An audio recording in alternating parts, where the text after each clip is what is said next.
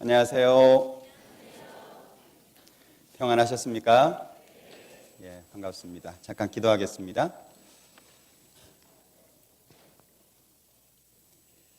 우리를 사랑하시는 자비로우신 주님, 참으로 감사합니다. 영원한 멸망과 형벌 가운데 있어야 될 저희들 불쌍히 여겨주시고 또 우리를 긍휼히 여겨주셔서 예수님의 십자가의 보혈로 우리의 모든 죄를 용서해 주셔서 천국의 소망을 가질 수 있도록 도와주시고 이 땅을 살아가는 모든 시간 가운데 하나님의 자녀로서 주님과 동행하고 또 하나님의 선한 뜻을 위해서 일할 수 있는 기회를 허락하신 것 참으로 감사합니다. 다시 오시마 약속하신 주님 앞에 이 땅에 얼마의 시간들 헛되지 않도록 도와주시고 살아가는 모든 시간 가운데 좌로나 우로나 치우치지 않게 하시며 우리가 살아가는 모든 시간들을 통해서 하나님의 영광이 나타나고 더 많은 사람들이 우리를 통해서 구원받기를 원합니다. 아직도 부족하고 연약하지만 말씀 가운데 세워주시고 우리의 미약한 마음 일으켜 세워주셔서 복음을 위해서 더욱 열정적으로 살 수 있도록 축복해 주시기를 원합니다. 우리 전주교회 모든 형제 자매님들 한 사람 한 사람 일일이 기억해 주시고 어디에 어떠한 형편에 있든지 그리스도인으로서 합당하게 살아갈 수 있도록 붙잡아 주시고 힘 주시기를 원합니다. 육신적으로 또는 경제적으로 또는 신앙적으로 어려움을 겪는 분들이 있다면 하나님께서 친히 함께 하셔서 위로해 주시고 또 그 어려운 자리에서 일어설 수 있도록 붙잡아 주시기를 원합니다. 특별히 이 시간에도 해외에서 수고하시는 많은 선교사님들, 가족들과 함께하는 동역자 형제자매님들이 있습니다. 기억해 주셔서 동일한 능력과 은혜로 세계 곳곳에서 하나님의 복음이 증거되게 하시고 말씀이 나타나는 모든 곳마다 하나님의 영광이 온전히 드러날 수 있도록 축복해 주옵소서. 오늘 이 시간 더욱 우리와 함께 해주시고 부득이한 사정으로 인해서 함께하지 못하는 믿음의 식구들 어디에 있든지 지켜주시고 도와주시옵소서. 모든 시간 함께 해주시기를 원하면서 언제나 우리를 사랑하시는 예수님의 이름으로 기도합니다. 아멘. 신약성경 요한복음 21장입니다.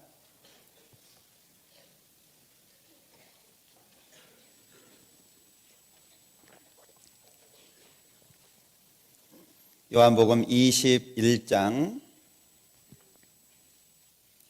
1절부터입니다.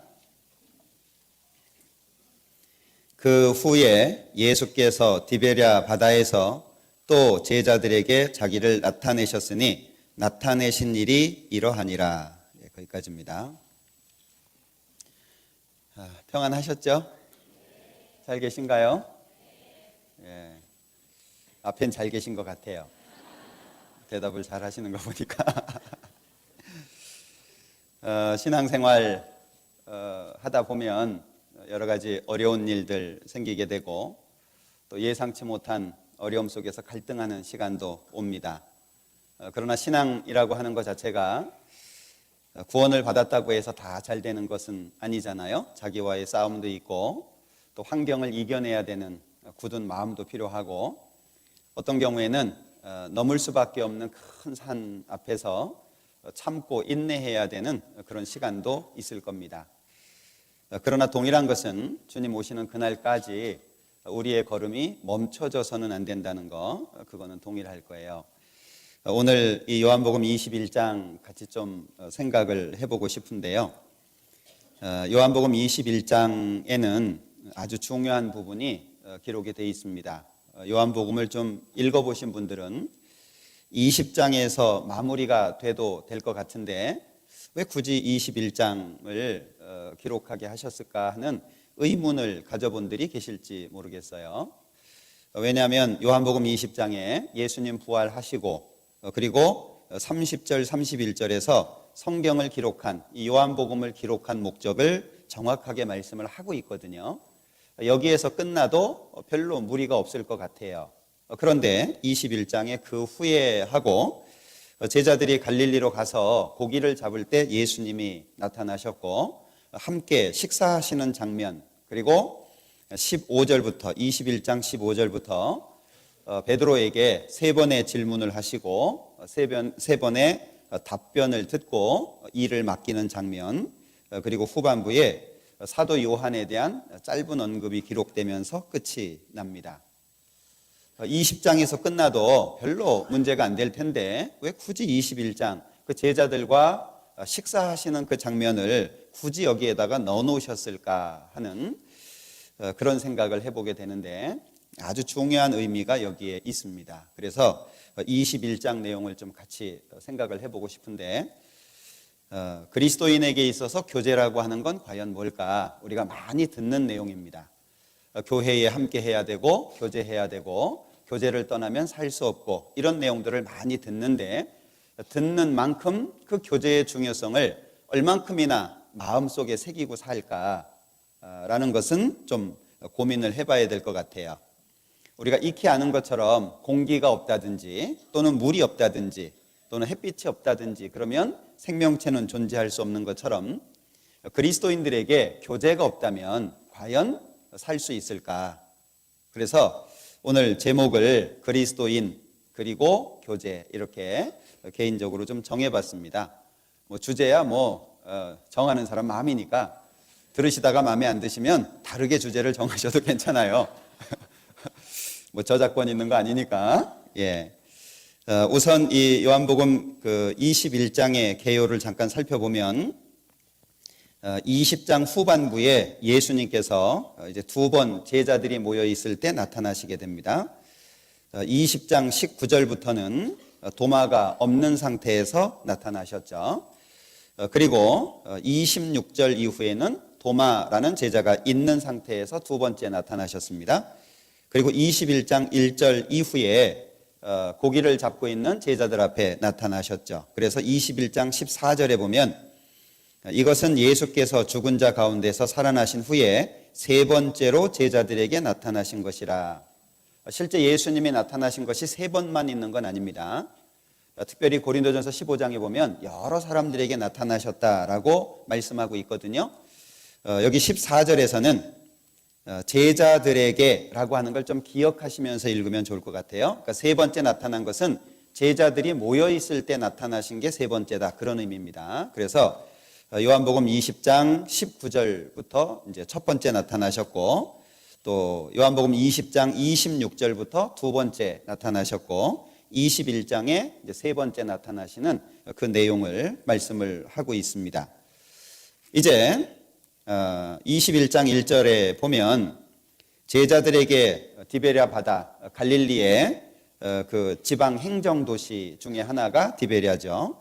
이제 나타나신 사건을 기록하고 있는데 2절에 보면 베드로를 포함해서 몇 명의 제자들이 베드로를 따라서 이제 고기 잡으러 가게 됩니다. 3절에 보면 시몬 베드로가 나는 물고기 잡으러 가노라, 고기를 잡으러 가겠다라고 해서 따라가게 되죠. 요거 띄어서 읽지 않으면 나는 물고기입니다. 날아다니는 물고기.